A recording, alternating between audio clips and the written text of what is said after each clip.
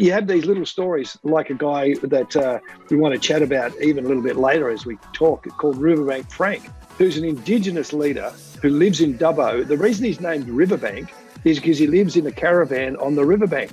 And he told this fabulous story about a key leader that he calls, Australia's Martin Luther King. And he just wanted to tell his story. And he's another Indigenous leader within Australia. And here is this unique character. And I'll let you in. Everybody listen to the podcast. Here's a little secret. We're going to put this in because we're interviewing for about 20 minutes. It was a kind of an interesting interview, even how it was set up. And about 20 minutes in, he just looks at me and goes, "I'm done." That was the end of the interview. And when we cut the series, Tina, that's going to end up in this series somewhere. I'm done. Well, I don't know. Don't do that to me today. I'll try not to.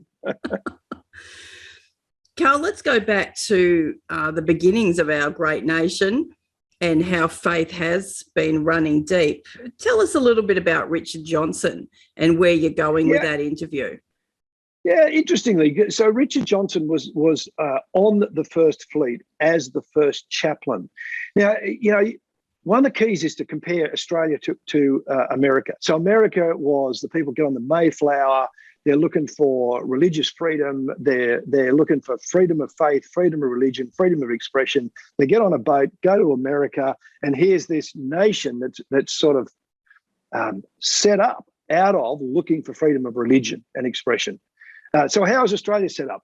They stick 800 people on 11 boats because they're sick of them in England. They can't send any convicts to America anymore. They've lost the Civil War. Where can we send them? Let's send them to Australia. How's that for a cracking start? You think that's, and there's this narrative that runs through Australian history, which is that's how we started and that's how we continue. Bunch of criminals, as it were, thrown out of England. But what we've got to remember is on the First Fleet is this guy called Richard Johnson, and he's a chaplain. And the reason Richard Johnson, as a chaplain's on the First Fleet, is because John Newton and William Wilberforce had a conversation. John Newton wrote the hymn Amazing Grace. William Wilberforce in Parliament, ridding the world or the English empire of slavery. And they basically said, if we're going to send these people to the other side of the world, which neither of them wanted that to happen, if they are, it has to have a Christian minister on it. And Richard Johnson didn't just see himself as he got a gig as a chaplain on a boat.